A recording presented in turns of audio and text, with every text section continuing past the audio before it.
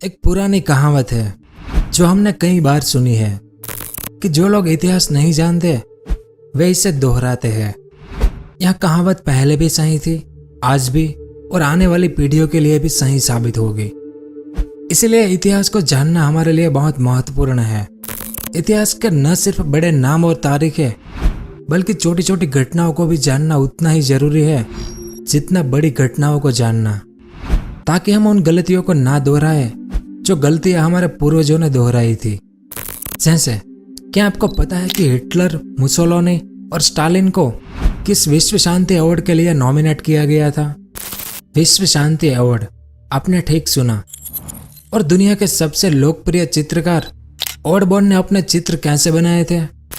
Japan के samurai लड़वैये अगर जंग हार जाते थे तो उनका क्या हाल होता था? ऐसा बहुत कुछ जानेंगे इस वीडियो में हम इतिहास के बारे में, तो वीडियो के अंत तक हमारे साथ बने रहिए। नंबर 1, जैसा कि आप जानते हैं कि एक समय था जब महिलाओं को ज्यादा कुछ अधिकार नहीं थे। उसमें एक अधिकार ऐसा था कि महिलाएं पूरी दुनिया में वोट नहीं दे सकती थी। यह बात है साल 1916 की, जब महिलाओं को वोट देने का अधिकार नहीं था। फिर भी अमेरिका की कांग्रेस पार्टी में जेनेट रैंकिन नाम की महिला को चुना गया था। यह एक ऐतिहासिक घटना थी दुनिया में। फिर वर्ल्ड वॉर 1 में महिलाओं के काम को देखकर ब्रिटेन और अमेरिका जैसे देशों ने साल 1920 से महिलाओं को वोट देने का अधिकार दिया था। वर्ल्ड वॉर 1 के ऊपर हमने 3 वीडियो बनाए हैं। उसमें हमने महिलाओं के काम को बताया है, आप चाहे तो वो देख सकते हैं। नंबर 2, अगर आप कहीं काम कर रहे हैं तो आपके लिए यह जानना बहुत जरूरी है कि नींद पूरी करना कितना जरूरी है, क्योंकि हमारे इतिहास में कई ऐसी घटनाएं घटी है जिसका कारण था नींद की कमी। लैक ऑफ स्लीप के कारण बड़ी बड़ी आपदाएं हो चुकी है, जैसे the Exxon Valdez oil spill, the Challenger explosion, the Chernobyl nuclear meltdown. ये सब बड़ी बड़ी दुर्घटनाएं सिर्फ इसलिए हुई थी क्योंकि इस जगह की रखवाली के लिए जो इंसान काम कर रहे थे वो या तो थकावट या नींद की कमी के कारण इन आपदाओं को रोक नहीं पाए जो इन बड़ी घटनाओं के लिए जिम्मेदार थे। नंबर 3, हमारी दुनिया में कुछ ऐसे लोग हुए जिनके कारण लाशों के ढेर लग गए थे, जिसमें हिटलर, मुसोलिनी और स्टालिन जैसे लोग शामिल हैं। फिर भी जानकर आपको बड़ा आश्चर्य होगा कि इन तीनों को, हिटलर, मुसोलिनी और स्टालिन को, नोबेल पीस प्राइज यानी नोबेल शांति पुरस्कार के लिए नामांकित किया गया था। मतलब इन तीनों को शांति पुरस्कार के लिए चुना गया था।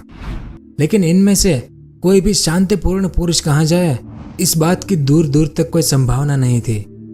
असल में नोबेल समिति के नियमों के अनुसार कोई भी सामाजिक विज्ञान, इतिहास, दर्शन, कानून और धर्मशास्त्र या किसी भी देश के किसी भी न्यायाधीश या राष्ट्रीय विधायक किसी ऐसे व्यक्ति को नामांकित करे जिसे वे मानते हैं कि वह इस योग्य है।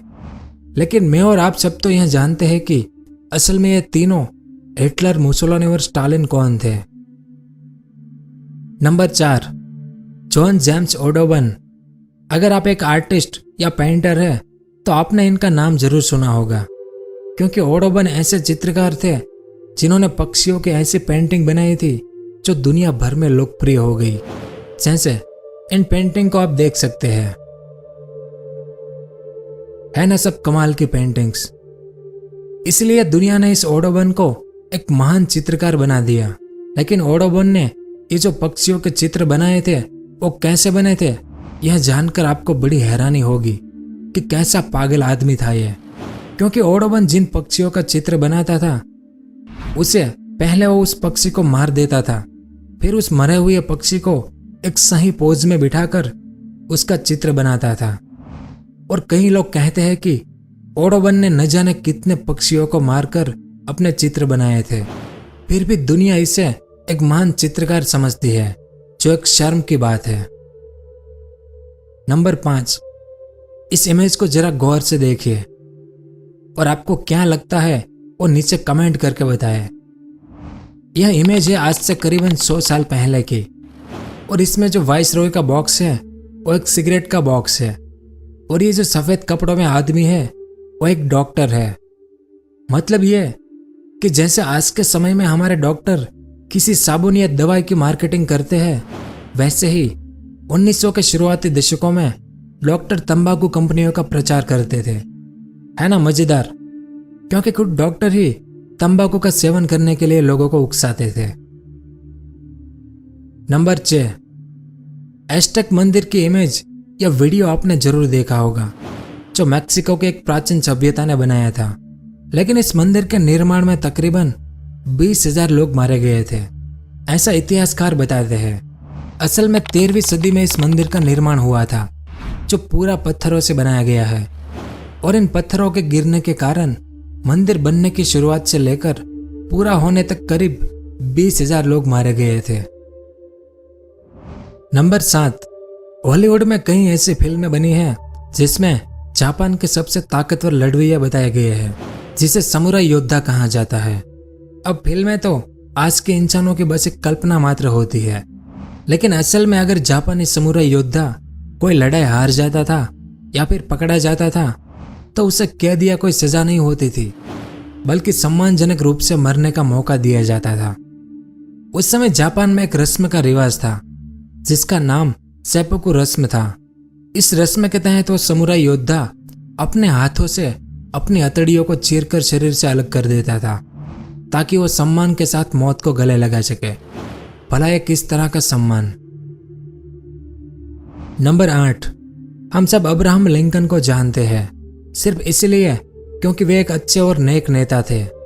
लेकिन क्या आप जानते हैं कि अब्राहम लिंकन एक रेसलिंग चैंपियन थे? यह एक मजेदार इतिहास है जो शायद हमने अपने स्कूल में नहीं सीखा था। अब्राहम लिंकन राष्ट्रपति बनने से पहले एक चैंपियन पहलवान थे। उन्होंने लगभग 300 मैचों में हिस्सा लिया था और एक मजबूत फाइटर के रूप में जाने जाते थे।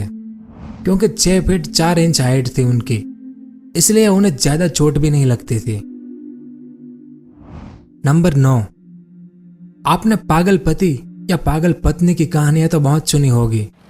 एक ऐसी ही कहानी है रूस के सम्राट की, जो बड़ी अजीब है। पीटर द ग्रेट, जो 16वीं शताब्दी में पूरे रूस के एक सम्राट थे, और उनकी जो पत्नी थी जिसे सम्राट प्यार करता था, उस पत्नी को किसी और से प्यार हो गया। और जब यह बात रूसी सम्राट पीटर द ग्रेट को पता चली, तो सम्राट ने अपनी पत्नी के प्रेमी की हत्या करवा दी और उसके सिर को शराब के जग में रखकर अपनी पत्नी के कमरे में रखवा दिया। और सम्राट ने अपनी पत्नी को आदेश दिया कि तुम हर सुबह अपने प्रेमी की शक्ल देखकर उठना, ताकि तुम हमेशा दुखी रहो। नंबर 10, जैसे हमारे यहाँ मंदिरों में पुजारी होते हैं, वैसे ही यूरोप में पादरी होते हैं, जिसे पॉप कहते हैं। बात है 13वीं सदी की। उस समय इस पॉप की जगह चौथे पॉप ग्रेगरी ने संभाली थी। लेकिन पता नहीं उन्हें ऐसा क्यों लगा कि काली बिल्लियां एक शैतान है जो यूरोप के लिए एक अपशकुन है, इसलिए यूरोप की सभी काली बिल्लियों को मार दिया जाए, यह आदेश दिया उन्होंने। और आप जानते हैं कि अंधे अनुयायी चाहे किसी भी धर्म के हो, वो सब आदेश का पालन करना जानते हैं। तो पॉप के अनुयायियों ने भी उस समय यूरोप की सभी काले बिल्लियों को खत्म कर दिया। लेकिन समय ने इसका बदला लिया, क्योंकि बिल्लियों का काम चूहों को मारकर खाना होता है। अब बिल्लियां मर गई तो चूहों को कौन मारेगा? इसलिए चूहों की आबादी बहुत ज्यादा हो गई और यूरोप में प्लेग जैसी भयंकर बीमारी फैल गई। और इसमें क्या हुआ था यह आप जानते होंगे कि पूरे यूरोप की लगभग 1/3 आबादी मौत के घाट उतर गई। पता नहीं ऐसे लोगों को पादरी की जगह पर कौन बिठा देता है। तो उम्मीद है कि आपको कुछ इतिहास के बारे में जानने को मिला होगा। और आपके लिए कौन सी चीज नई थी इस वीडियो में, वो नीचे कमेंट करके भी जरूर बताएं। अगर वीडियो पसंद आया हो तो लाइक जरूर कर देना। धन्यवाद। अगर आपको इस तरह के इन्फॉर्मेटिव वीडियो देखना पसंद है तो हमारे इस चैनल को सब्सक्राइब करें और हमारी नई वीडियो सबसे पहले देखने के लिए इस बेल आइकन को भी जरूर दबाएं।